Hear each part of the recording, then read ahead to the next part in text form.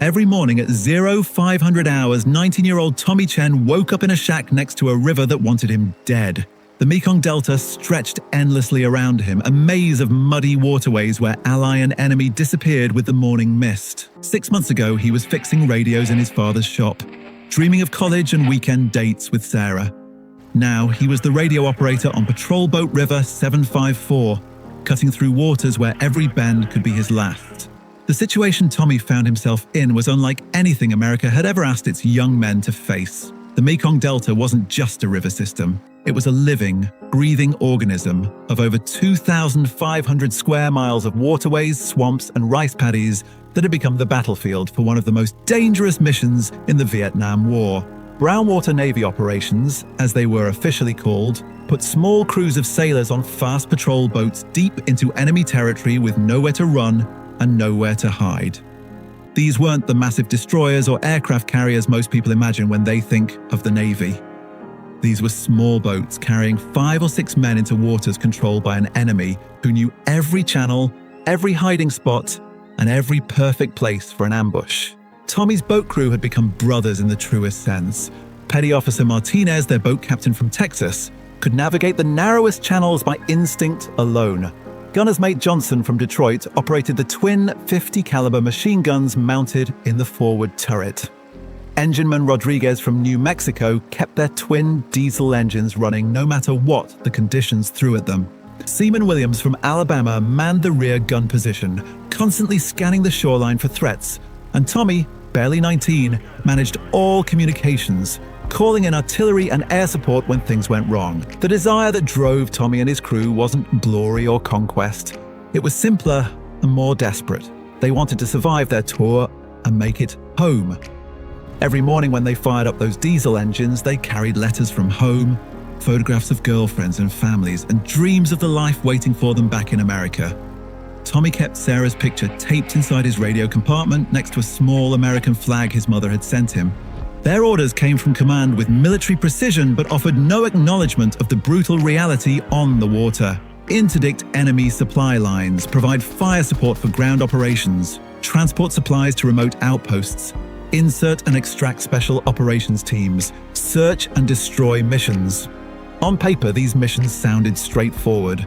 In practice, they meant taking a small boat with minimal armor into waters where the enemy had spent years preparing ambushes, planting mines, and setting traps specifically designed to destroy patrol boats. Tommy often thought about home when navigating these channels. He remembered the sound of his father hammering in the radio shop, the smell of solder and metal, and weekends riding bikes with Sarah. Those memories kept him grounded, human, and a little less afraid. The conflict Tommy faced wasn't just enemy fire or explosives. The real challenge was psychological warfare on a level that broke strong men into pieces. The sound of their engines announced their presence to every enemy fighter within miles. The boat's wake created a visible trail that could be followed and predicted. Radio communications could be monitored, positions triangulated. They were hunters and hunted at the same time, never knowing which role they were playing. The waterways amplified fear. Narrow channels left no room to maneuver. Overhanging vegetation conceals snipers and RPG teams. Floating debris hid command-detonated mines. Even the local population was unpredictable. The same fisherman waving in the morning might set up an ambush that evening. Children playing on the shoreline could be spotters, reporting patrol boat movements to enemy forces downstream. Tommy learned the statistics were against them from the start. PBR casualties mounted at rates that shocked even combat-hardened Navy commanders. The boats were fast, but speed meant little in narrow channels where ambushes waited around every bend. The boats themselves were death traps disguised as military assets. The fiberglass hull made them fast but vulnerable. A single rocket-propelled grenade could punch through their armor like paper. Fuel tanks were positioned in ways that turned minor hits into floating infernos. Crew compartments offered no protection from the overhead fire, making snipers' jobs easy. Tommy's radio equipment, essential for calling support, was mounted in the most exposed spot, making him a priority target. The enemy had studied American patrol tactics like chess masters planning a perfect game. They knew the boats would follow certain channels, patrol schedules created exploitable patterns. Investigating suspicious activity often drew crews into kill zones. The Viet Cong had turned the Delta into a weapon using geography, population, and even weather against the young sailors. Tommy's worst day came on a Tuesday morning in September when everything that could go wrong did, in the span of 30 minutes. They had been tasked with providing fire support for an army unit pinned near a village called Ben Tree. Intelligence suggested light resistance and a quick extraction. The reality was a coordinated ambush with over 200 enemy fighters waiting for weeks. It began with a sound Tommy would never forget. The whistle of incoming mortar rounds, followed by the metallic ping of small arms fire hitting their hull.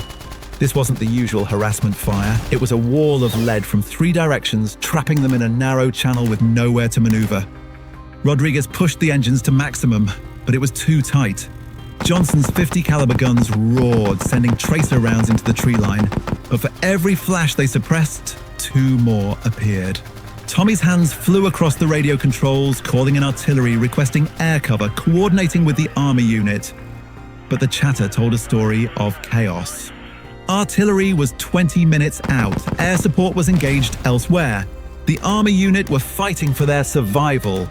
For the first time, Tommy realized they were completely alone in a situation that could kill them all. The turning point came when Williams spotted a wire stretched across the channel ahead. Martinez had seconds to decide: reverse and sit in the kill zone or move forward and trigger the mines. He chose a path that saved them and changed their understanding of the mission. Martinez drove the boat at full speed toward the riverbank, using the shallow draft of the PBR to beach them on muddy shore. It violated every tactical doctrine, but it got them out of the water and provided fighting positions behind the hull. For 45 minutes, they held their ground against overwhelming odds, using the boat as cover while Tommy coordinated artillery strikes that finally broke the ambush. The result was a crew that had survived certain death, but the cost was higher than they had anticipated. Their mission wasn't about supply lines or supporting ground operations. Their real purpose was to serve as bait, drawing enemy forces into engagements where American firepower could be brought to bear. They were the canaries in the coal mine of the Delta. When PBR 754 limped back to base with bullet holes and shrapnel damage, Tommy understood something that would stay with him for life. Being a river patrol soldier wasn't just about facing enemy fire or navigating dangerous waters. It was about accepting that you were expendable, that your boat and crew were considered acceptable losses in a strategy no one explained to 19-year-old kids from San Francisco. Tommy Chen returned home 11 months later, but the boy who fixed radios never came back from the Delta. He carried Sarah's photograph in his wallet, though they broke up 3 weeks after his return when she couldn't understand why he jumped at car backfires. Martinez opened a boat repair shop in Galveston, working alone, never again trusting a crew. Johnson moved to a cabin in northern Michigan, tolerating only a small lake. Rodriguez became a mechanic who refused to work on diesel engines. Williams never spoke about Vietnam, taking his memories to his grave in 1987. Statistics tell part of their story. Over 2,000 sailors served on river patrol boats in Vietnam. More than 500 were killed or wounded. But numbers can't capture what it meant to be 19, floating on a river that wanted to kill you, carrying out missions that turned you into bait for an enemy who knew the waters better than you ever would. Thanks for watching. If this story moved you, hit like and subscribe for more real stories. See you on the next one.